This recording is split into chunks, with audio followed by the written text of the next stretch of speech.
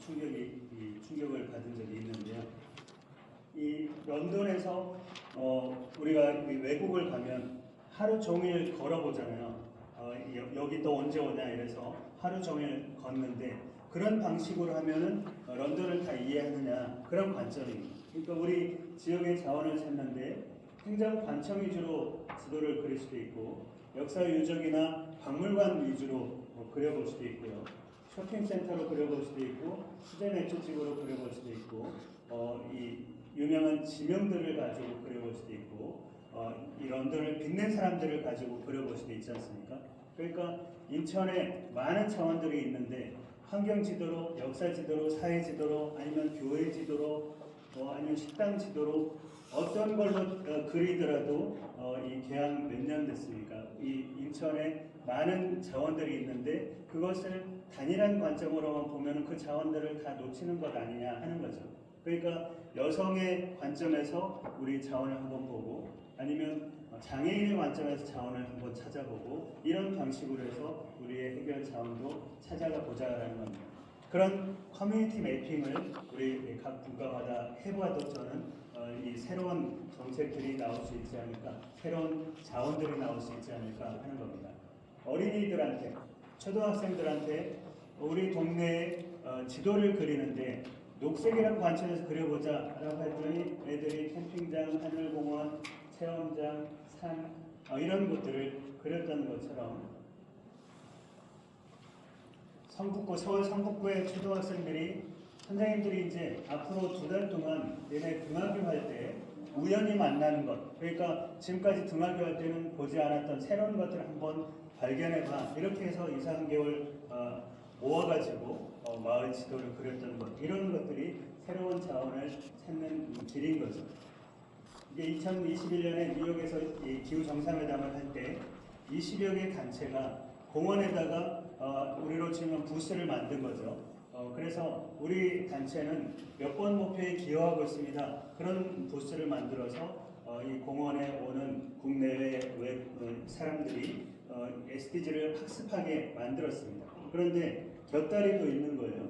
여기 초콜릿 가게는 원래 있던 곳인데 우리는 초콜릿 많이 파는 데인데 이렇게 얘기하는 게 아니라 지속가능한 소비 생산 12번 목표에 기여하고 있는 가게입니다. 이렇게 되다 보니까 그러니까 이 가게는 앞으로 공정무역하는 그런 가게로 또 성장할 수 있는 거지 않습니까? 이런 가능성들을 찾아낼 수가 있더라라는 겁니다. 저는 에코뮤지엄이라는 관점에서 보면 인천은 지붕 없는 박물관, 살아있는 박물관 아니겠느냐 하는 거죠. 그러니까 우리가 앞만 보고 달려왔던 지난 60, 70년간의 개발 연대에서는 공장이 더 필요했고 빌딩이 더 필요했을 수 있으나 이제는 한국을 이 전통과 현대가 어울려 있다라는 그걸 보러 오는 거고 우리의 산업 구조가 다양하게 바뀌고 있는 상황에서 이 에코뮤지엄이라는 관점에서 인천을 들여다보면 어떨까 하는 겁니다. 인천 사람들이 살고 있는데 선조들이 걸어왔던 그런 이 전통적인 이 문화유산들이 있습니다만 우리가 살고 있는 것 자체도 문화유산이 되는 거죠.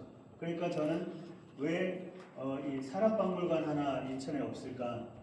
성냥공장을 인천 이 산업박물관으로 바꿔놓으면 인천의 기적, 한강의 기적, 한강 보러 왔는데 이제 컵라면만 먹고 오지만 인천의 기적을 보러 올 수 있게 하는 것 아닌가. 그러니까 인천은 산업의 도시고 경제의 도시고 그런데 왜 경제와 관련된 박물관 하나 없을까? 이런 생각을 해본 적이 있습니다. 자, 이런 문화유산들, 우리의 삶의 흔적들을 지붕 없는 박물관을 만든다라고 하면 누가 제일 중요할까요? 소유주들이 제일 중요합니다. 우리가 제주에 가고 또 산에 올라가면 올레길, 둘레길이 있는데 그 대부분이 소유주들이 있는 사유지들입니다. 그러니까 그 사유지들의 소유주들하고 함께 얘기하는 거죠. 그래야 지붕 없는 박물관, 살아있는 박물관이 되는 거니까요.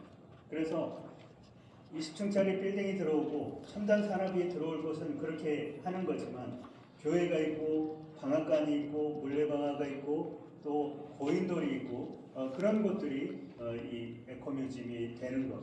그러니까 우리 강화군에서는 7, 80대 어르신들하고 이 지도 그리기를 해봤는데요.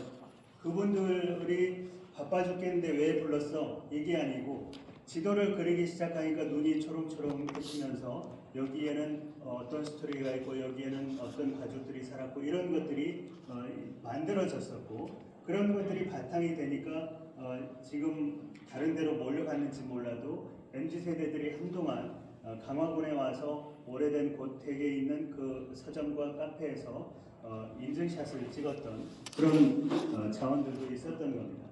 그러니까 결국에는 우리 이 살고 있는 인천 전체를 실험실로 생각해보자 이런 관점에서 보면은 인천에서 뭐 볼 거 있다 그래 이게 아니라 경제적으로, 사회적으로, 문화적으로, 환경적으로 가치 있는 자원들이 나올 거다라는 거죠.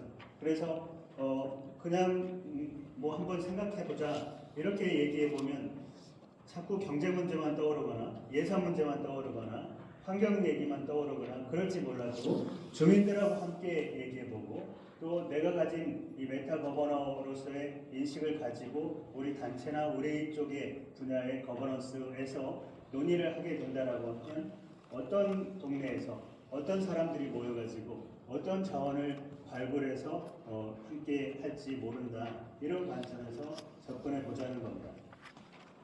그 영국의 토트네스에 있는 이 트랜지션 타운 운동, 전환 마을 운동 이런 게 그 시골이나 가능한 얘기지 인구 밀도가 낮은 데만 가능한 얘기지라고 하지만 여기 행정구역으로 보면 인구가 1만 명이고요.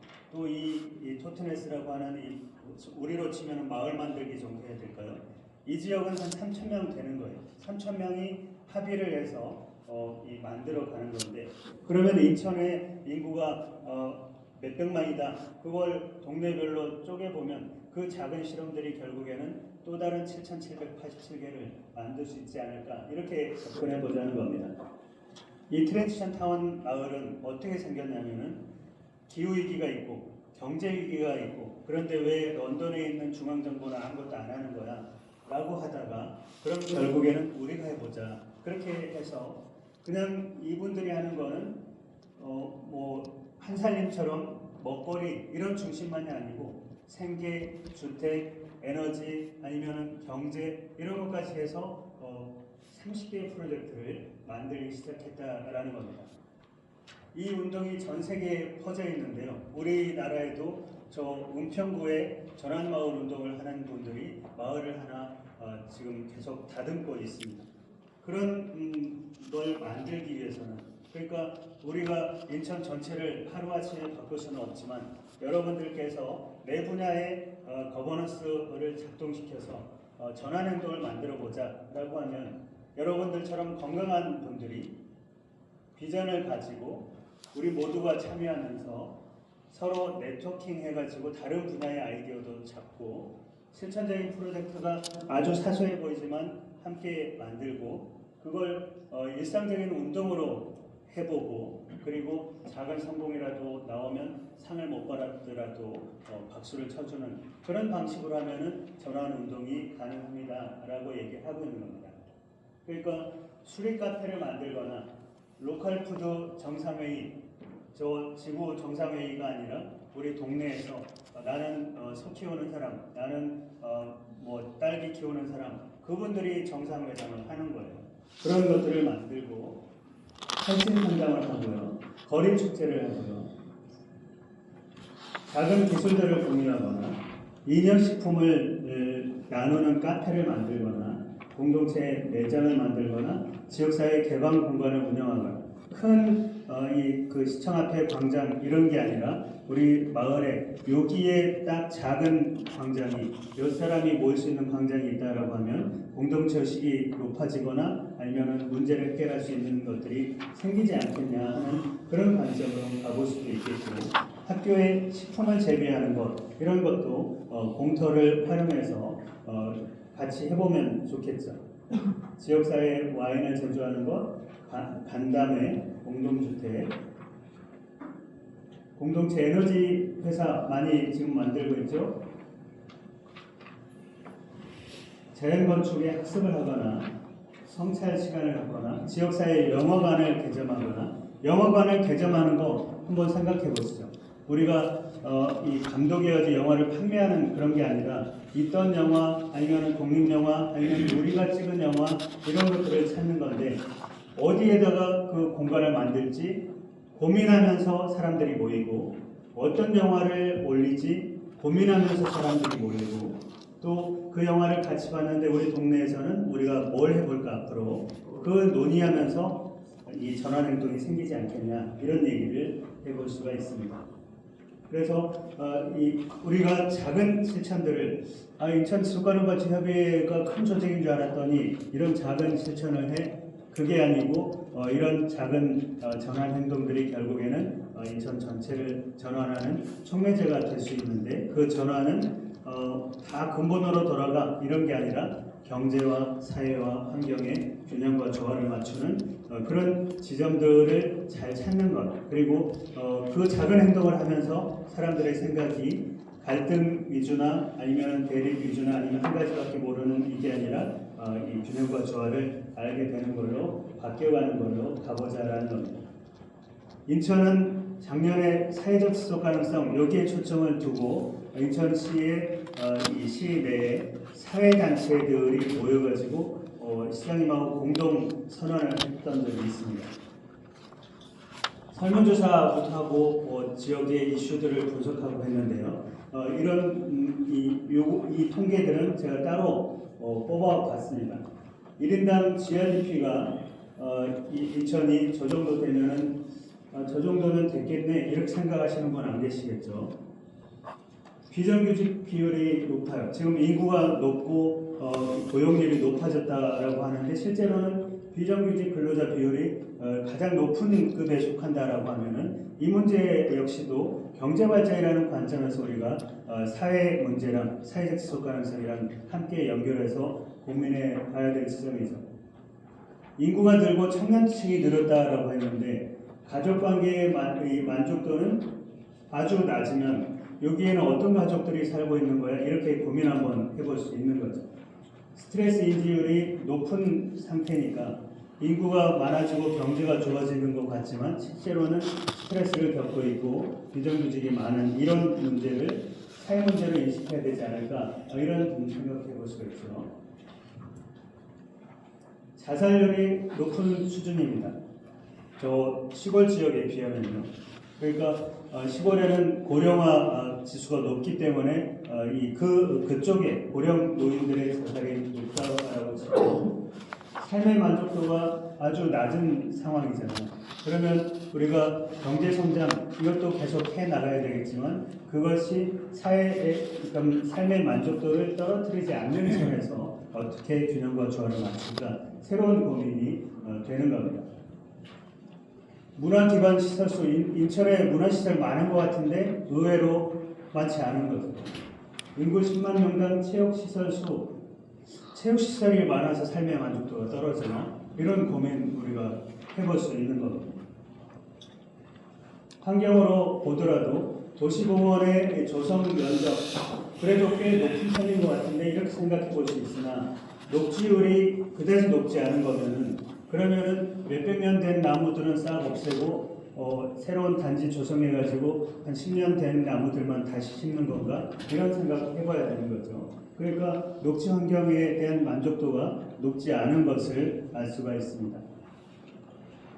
그래서 인천의 경제 성장과 도시 발전하고 이 사회적 지속 가능성이 따로 놀고 있기 때문에 작년에 그러니까 재작년부터죠 사회분과에서 이 문제를 어떻게 극복하는 실마리를 만들어 볼까 그것을 네트워크 거버넌스 방식으로 풀어가기 시작했습니다. 그래서 사회적 공감대를 형성하고 실행 전략을 수립하고 추진 전략을 만들어 가는데 그냥 전문가 몇 사람이 아니라 우리 인천 내에 시민사회단체들이 모여서 한번 해봅시다 라고 해서 모였던 겁니다.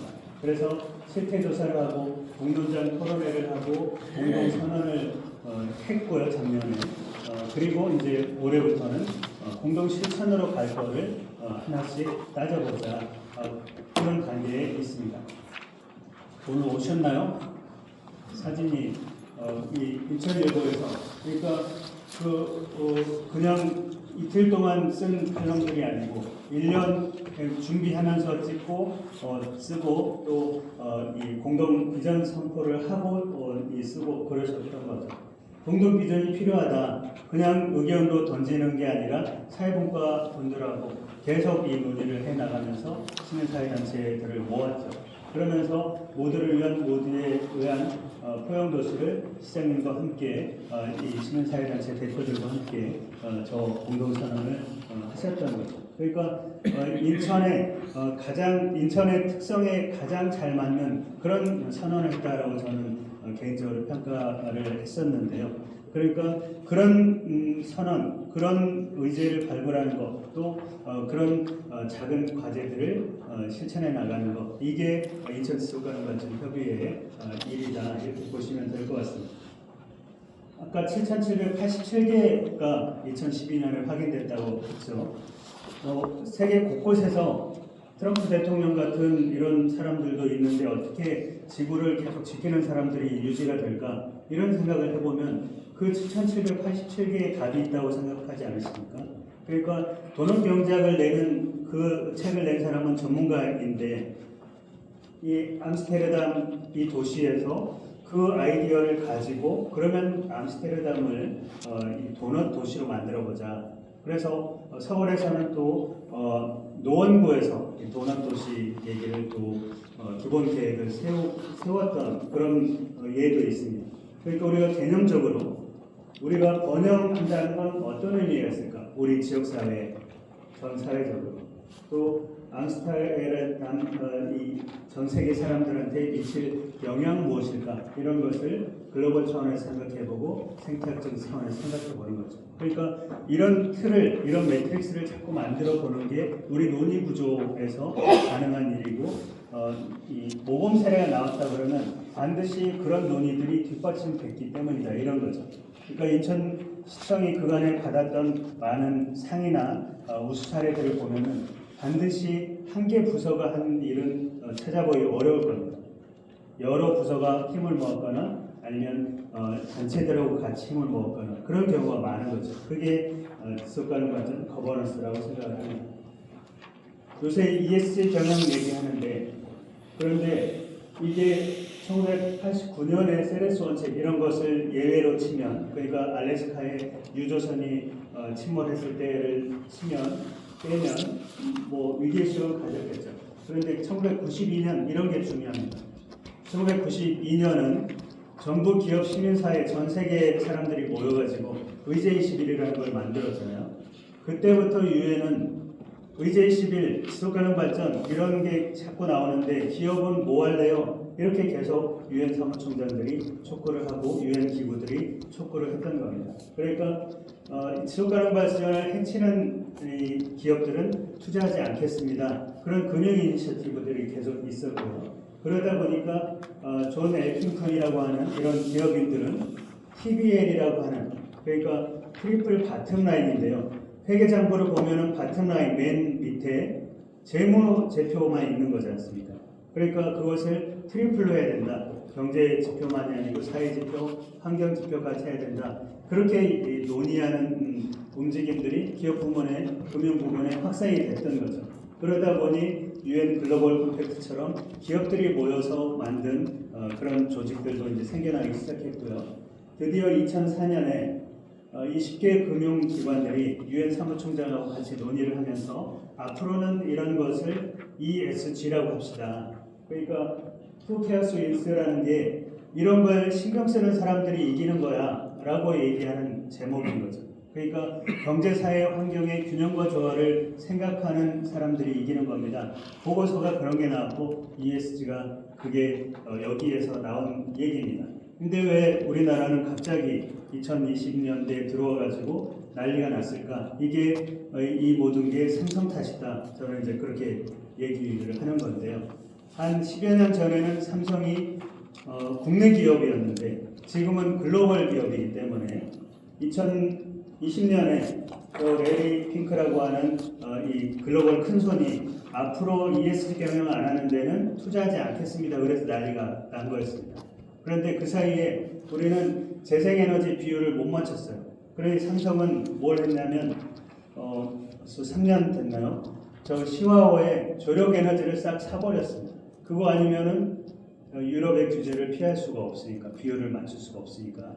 그러니까 그만큼 삼성이 대한민국이 세계 10대, 6대 이렇게 돼가는 과정에서 더 이상 10%씩 경제 성장을 못할 거 아니겠습니까? 이게 떨어지지 않게 유지만 해도 우리가 다행인데, 그 떨어지지 않게 유지하려면 경제 성장, 사회 발전, 환경 보전 이 세 개의 축이 같이 받쳐주지 않으면 떨어지게 돼 있다. 이런 생각을 갖자라는 겁니다.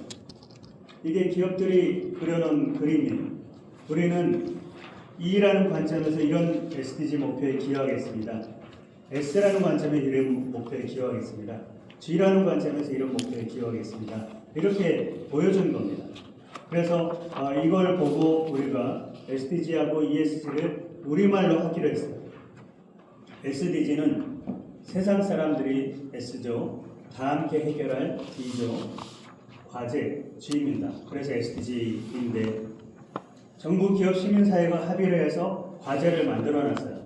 그런데 왜들 실천을 안 하십니까? 그래서 수단으로서 ESG 경영이 나오는 건데, 이렇게 E, 살면 S, 곤란해 G 이렇게 하기로 했어요. 그러니까 우리가 합의한 과제가 있는데 이렇게 살면 곤란합니다. 더 노력을 합시다. 이런 구조를 SDG와 ESG가 목표와 수단으로 갖고 있는 거죠. 그러니까 오늘 여러분들은 이 습관발전위원회 하면은 뭔가가 큰 보람이 있을 거야. 이렇게 오셨을 것 같은데, 이렇게 살면 곤란해, 이런 절박함을 가지고 또 오셨기 때문에 뭐 아까 몇 번 결석하면은 이거에 아웃되시는 분들이 계시더라도 다른 분을 꼭 여기에 초청을 하셔서 결석 절대 안 하고 우리 분야의 거버넌스를 지켜나가실 분들로 연결해 주시면 좋을 것 같아요. 여기까지 끝나실 것 같죠? 네. 3시 반이 됐습니다. 여기까지 마치겠습니다. 혹시 끝까지 남아 계셨는데 혹시 질문이나 아니면 의견을 말하실 분이 계시면은 몇 분 말씀하시면 좋을 것 같은데 어떨까요? 네, 예, 강의 잘 들었습니다.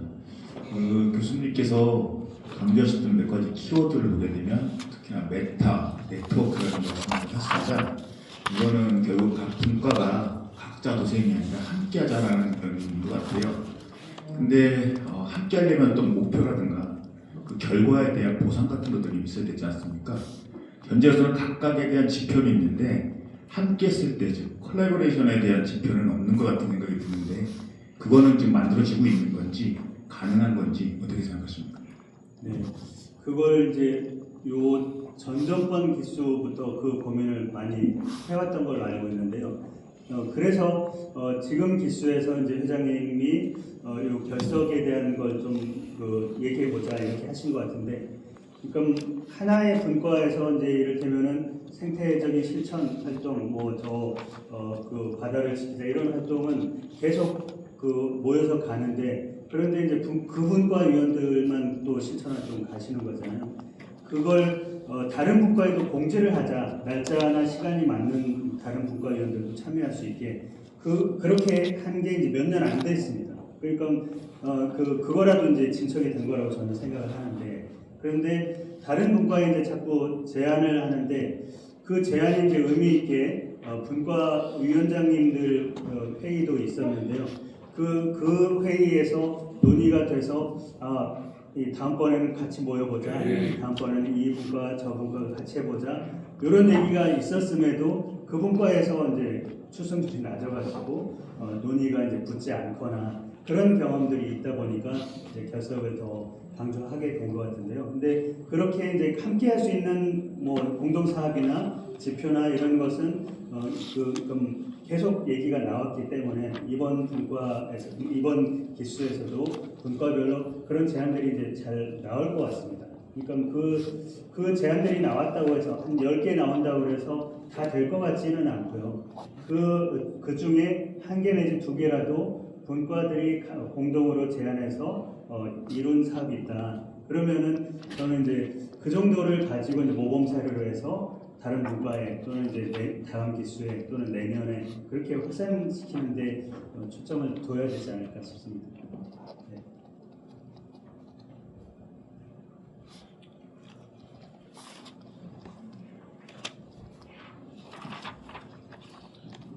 혹시 이제 오늘 그 여유 있게 오셨는데 과제만 안고 가네 이렇게 생각하시는 분들 안 계신가요?